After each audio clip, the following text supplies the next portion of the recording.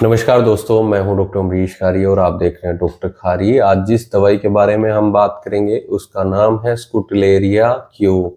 स्कूटलेरिया को किन बीमारियों में और किन लक्षणों में पेशेंट को दिया जाता है, ये इस वीडियो में हम चर्चा करेंगे। जानने के लिए वीडियो पूरा देखें। अगर आप हमारे चैनल पर नए हैं तो चैनल को सब्सक्राइब कर लें ताकि आने वाली हेल्थ रिलेटेड वीडियो से आप अपडेटेड रहें। वैसे तो इस दवाई को हम काफी सारी बीमारियों में पेशेंट को देते हैं, लेकिन खास तौर पर इस दवाई का जो एक्शन देखा जाता है या जो सबसे ज्यादा यूजफुल ये मेडिसिन रही है वो इंसोम्निया में रही है, यानी अनिद्रा में। जिन लोगों को सही से नींद नहीं आती है या पेशेंट मेंटली डिस्टर्ब है जिसके कारण रात में इंसोम्निया की शिकायत आती है, नींद टूट जाती है, गहरी नींद नहीं आती है, तो ऐसे पेशेंट में दवाई बहुत असरदार रहती है।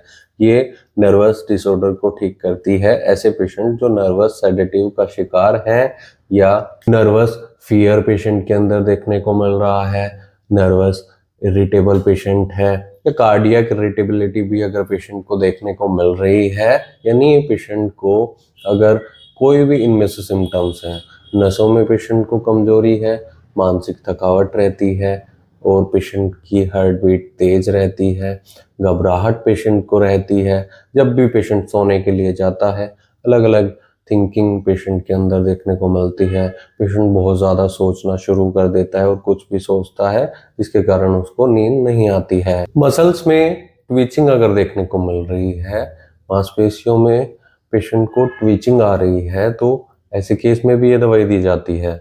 और अगर पेशेंट इन्फ्लुएंजा का शिकार रहा है, पेशेंट को फ्लू हुआ है कुछ टाइम से, उसके बाद पेशेंट को नर्वसनेस देखने को मिल रही है, यानी पेशेंट सर्दी जुकाम से पीड़ित था या पेशेंट को फ्लू के कारण फीवर आया हुआ था और कुछ टाइम के बाद पेशेंट नर्वस रहना शुरू कर देता है या बेचैनी पेशेंट के अंदर देखने को मिलती है, तो ऐसे पेशेंट में भी ये दवाई बहुत कारगर है और काफ़ी अच्छे रिजल्ट इसके मिलते हैं। और फ्लू के बाद नर्वसनेस तो देखने को मिलती है, नर्वस वीकनेस भी देखने को मिलती है। कमजोरी ऐसी आ जाती है कि पेशेंट की इम्यूनिटी बहुत वीक हो जाती है, जिसके कारण ये सिम्टम्स नज़र आते हैं। तो ऐसे में इस दवाई का सेवन करने से काफ़ी अच्छे रिजल्ट्स मिलते हैं। दवाई हेडेक में भी दी जाती है, खासतौर पर ऐसे पेशेंट में जिनको हमेशा ही सिर दर्द बना रहता है, खासतौर पर फ्रंटल एरिया में।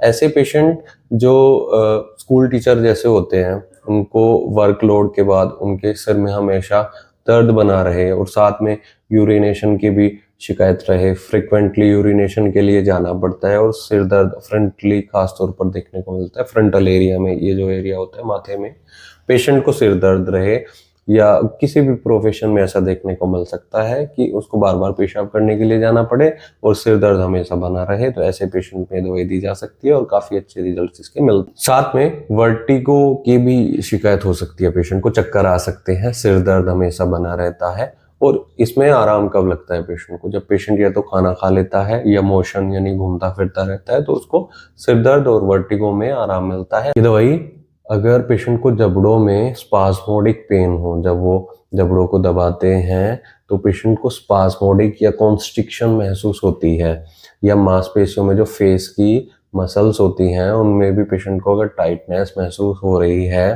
तो ये दवाई ऐसे पेशेंट में भी दी जा सकती है। इसके अलावा ये दवाई पेट दर्द में भी दी जा सकती है, या बच्चों को दांत निकलते समय अगर पेट दर्द की शिकायत आ रही है, नोज़िया वोमिटिंग की शिकायत आ रही है, तो ऐसे केस में भी ये दवाई दी जा सकती है। या रात में पेशेंट को नींद नहीं आती है और साथ में जॉइंट्स पेन भी शुरू हो गए हैं, जोड़ों में दर्द रहना शुरू हो जाता है, तो ऐसे पेशेंट में भी ये दवाई दी जाती है। और यूरिनरी कंप्लेंट्स की अगर बात की जाए तो बार बार पेशाब के लिए अगर जाना पड़े, कुछ मिनटों के बाद ही पेशेंट को अगर बार बार पेशाब लगे, तो ये दवाई ऐसे केस में काफ़ी अच्छे रिजल्ट्स देती है। इस दवाई को हम क्यू पावर में भी देते हैं, मदर टिंचर में भी देते हैं, 30 CH में भी देते हैं और 200 CH में भी देते हैं, लेकिन केस टू केस वेरी करता है कि किसको कौन सी मेडिसिन दी जाएगी और किस पावर में दी जाएगी और उसकी सही डोज क्या होगी। तो इसलिए डॉक्टर से ज़रूर सलाह ले लें अगर आपको ऐसी कोई तकलीफ है, नहीं तो दिए गए व्हाट्सएप नंबर पर हमसे संपर्क कर इलाज या सलाह ले सकते हैं। सेल्फ मेडिकेशन किसी भी दवाई का नहीं करना चाहिए। वीडियो देखने के लिए धन्यवाद। चैनल को सब्सक्राइब करें और कमेंट सेक्शन में ज़रूर बताएं कि हमारी वीडियो आपको कैसी लगती हैं। Thank you.